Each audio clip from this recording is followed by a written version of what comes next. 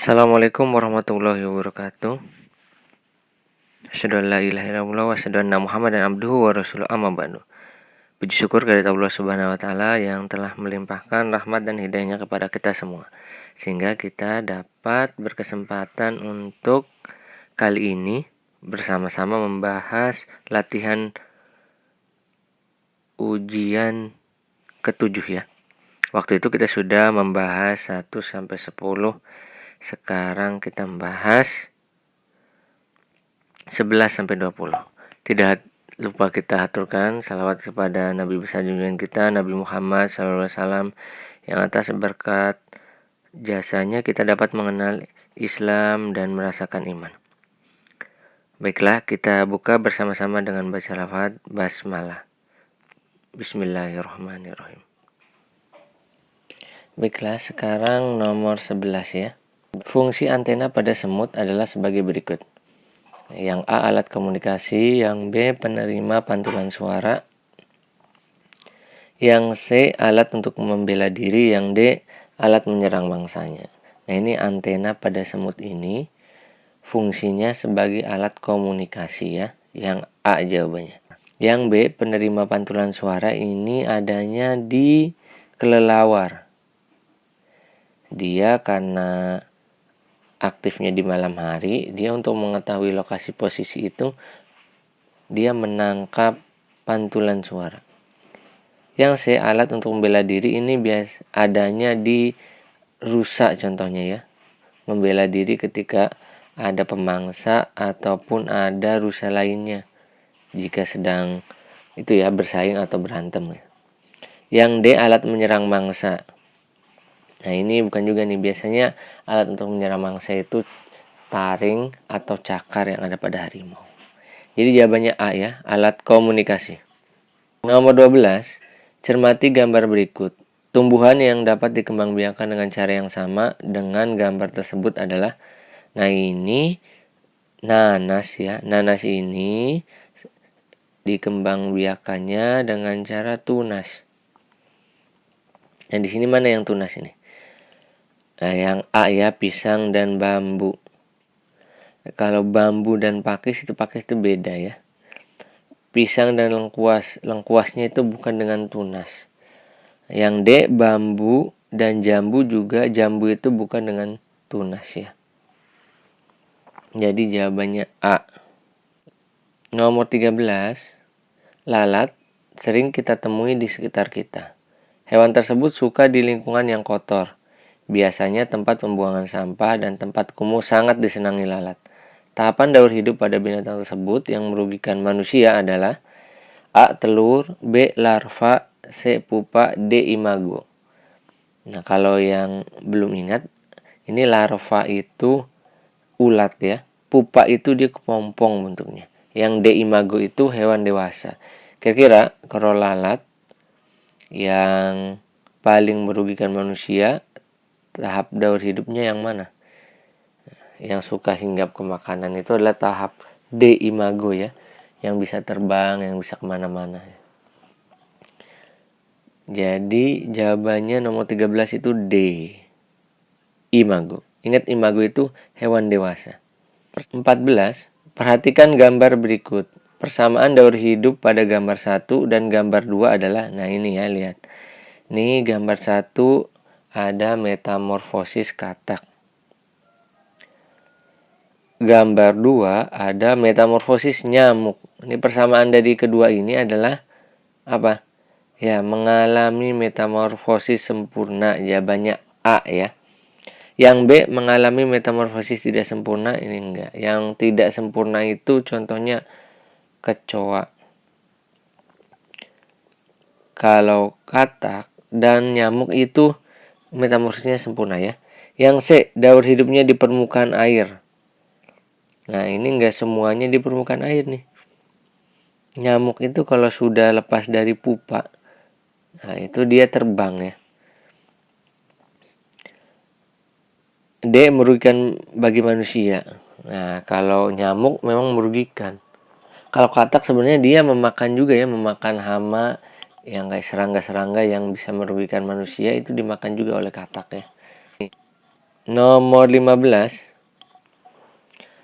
Amati gambar berikut. Kegiatan anak tersebut menggunakan gaya. Nah, lihat nih, ini menggunakan gaya apa nih?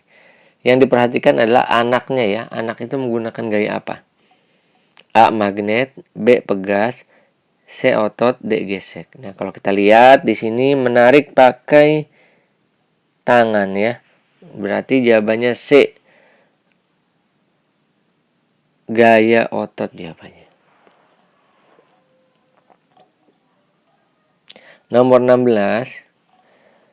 Contoh kegiatan yang menunjukkan gaya dapat mengubah arah gerak benda adalah A. Mengerem sepeda yang sedang melaju, B. Membuat kerajinan dari gerabah, C. Mendorong mobil mogok, D. Memukul shuttlecock yang melambung.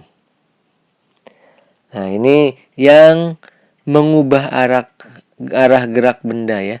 Gaya itu kan jadi dapat merubah wujud benda, dapat membuat benda diam menjadi bergerak, dapat membuat benda bergerak menjadi diam, dan dapat mengubah arah gerak benda. Nah, yang A, mengerem sepeda yang sedang melaju, itu sepedanya ya lagi melaju ya. Berarti bergerak kemudian jadi diam. Nah, kalau B, membuat kerajinan dari gerabah. Ini gerabah itu ingat enggak? Gerabah itu yang dari tanah liat itu ya. Dibentuk itu namanya gerabah. Nah, ini merubah bentuk benda nih. Kita tekan-tekan kan. Yang C, mendorong mobil mogok. Nah, ini benda berhenti, benda diam, itu menjadi bergerak ya. Nah, ini bukan juga jawabannya. Yang D, memukul shuttlecock yang melambung. Nah, ini dia nih. Ini merubah arah nih. Kalau kita perhatikan ketika shuttlecock itu dipukul, dia berubah arah ya. Tadinya mengarah ke kita. Nah, arahnya berubah menjadi ke lawan bermain kita. Nomor 17. Perhatikan gambar berikut. Jika S2 dibuka, maka lampu yang padam adalah S2 ini. S ini apa artinya? S ini saklar ya. Nah, S2 ini saklar. S2 ini saklar. Perhatikan tuh, ini campuran ya. Seri dan paralel. Rangkaian seri dan paralel ini dicampur di sini. Ini rangkaian campuran. Saklarnya ada 2. Lampunya ada 4 ya. Nah, kalau S2 dibuka ini maksudnya berarti rangkaiannya jadi terbuka ya. Ingat, arus listrik hanya bisa mengalir di rangkaian tertutup. Jadi kalau S2 dibuka, yang mati lampu yang mana? Yang mati adalah lampu yang C dan D. Jawabannya D ya. Yang A dan B itu tetap hidup karena dia saklarnya ada di S1. Itu tertutup ya. Nutup saklarnya. Jadi arus listriknya dapat mengalir. Nomor 18. Cara yang dapat dilakukan untuk mencegah tanah longsor adalah ini untuk mencegah tanah yang longsor. A. Memperbanyak pemukiman dekat sungai. B. Mengoptimalkan saluran drainase. C. Melakukan reboisasi. D. Melakukan relokasi penduduk. Nah, kita bahas satu-satu ya. Ini agar tanah tidak longsor ya. Yang A. Memperbanyak pemukiman dekat sungai. Ini justru bisa mengakibatkan banjir ya. Biasanya pemukiman-pemukiman yang dekat dengan sungai itu mendangkalkan sungai biasanya. Karena ruang untuk airnya berkurang ya. Jadi kalau misalkan ada peningkatan jumlah air akibat hujan, ataupun kalau di Jakarta itu kiriman dari Bogor ya, itu bisa meluap airnya, jadi banjir. B. Mengoptimalkan saluran drainase ini untuk wilayah yang biasanya tanahnya tertutup oleh aspal atau beton. Nah, ini mengoptimalkan saluran drainase. Yang C. Melakukan reboisasi. Nah, ini nih salah satu yang cara yang dapat dilakukannya ya. Jadi kalau misalkan di perbukitan ataupun di lereng-lereng ya, ada yang membangun rumah agar tidak terjadi longsor, itu dilakukan reboisasi. Yang D, melakukan relokasi penduduk. Nah, ini memang bisa nih agar penduduk tidak terkena longsor, tapi ini biasanya ketika sudah terjadi longsor atau sudah ada tanda-tandanya ya. Kalau untuk mencegah paling efektif itu adalah melakukan reboisasi. Nomor 18 ini. Nomor 19. Kota Jakarta kurang memiliki daerah resapan air. Hal ini disebabkan oleh berubahnya alih fungsi lahan dari daerah terbuka menjadi pemukiman padat penduduk, dan lahan yang tersisa dikeraskan dengan beton ataupun aspal. Ketika hujan, air langsung mengalir ke sungai. Sedikit sekali air hujan yang terserap ke dalam tanah. Dampak yang ditimbulkan dari peristiwa tersebut adalah, ini akibat atau dampak yang terjadi ketika di Jakarta itu banyak lahannya yang ditutupi oleh aspal atau semen atau beton ya. Coba kita lihat satu-satu. A. Kekurangan persediaan air tanah. B. Timbul mata air di daerah lain. C. Tanah menjadi subur. D. Memudahkan mencari sumber air. Nah, jawabannya A ya, kekurangan persediaan air tanah. Kenapa? Karena air hujannya tidak menyerap ke dalam tanah ya. Yang B, timbul mata air di daerah lain. Ini istilahnya tidak ada itu ya, tidak ada keterkaitan langsung dengan kondisi di kota Jakarta. Tanah menjadi subur. Justru kalau tanah yang ditutup aspal itu lama-kelamaan dia tidak itu ya, tidak subur lagi atau berkurang kesuburannya. Yang D, memudahkan mencari sumber air. Nah, justru kalau resapan airnya kurang, ketersediaan air di dalam tanahnya berkurang ya. Nomor 20. Ini nomor terakhir nih. Perhatikan gambar berikut. Dari gambar tersebut, alat bantu yang digunakan memerlukan gaya paling kecil ditunjukkan oleh nomor. Nah, ini maksud gaya paling kecil ini yang biasanya semakin kecil gaya yang kita perlukan, kita merasa ringan ya.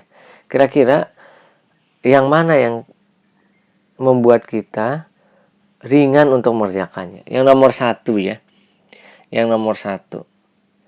Ini karena tumpuannya ada di roda dan rodanya itu menggelinding ya. Kalau nomor 2 itu tumpuannya memang ada di benda miring, tapi dia masih ada gesekannya.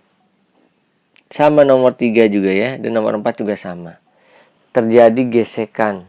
Jadi kita merasanya lebih berat. Jadi gaya yang diperlukan untuk mendorongnya itu lebih besar.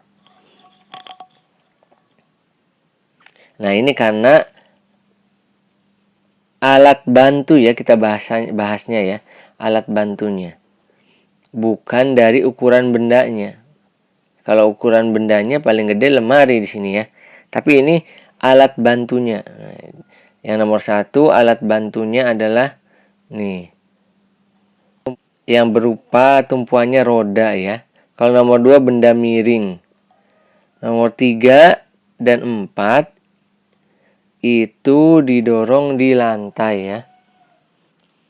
Nah, nomor 3 dengan bantuan itu tuh ditaruh biasanya kain pel atau kain ya, biar untuk memudahkan didorong. Tapi jadinya yang paling kecil itu adalah nomor 1 ya. Jawabannya C. Ya, oke, alhamdulillahirobbilalamin, kita sudah menyelesaikan pembahasan latihan ujian 7 pada kali ini. Terima kasih atas perhatiannya. Kita tutup dengan baca lawat hamdalah. Alhamdulillahirobbilalamin. Assalamualaikum warahmatullahi wabarakatuh.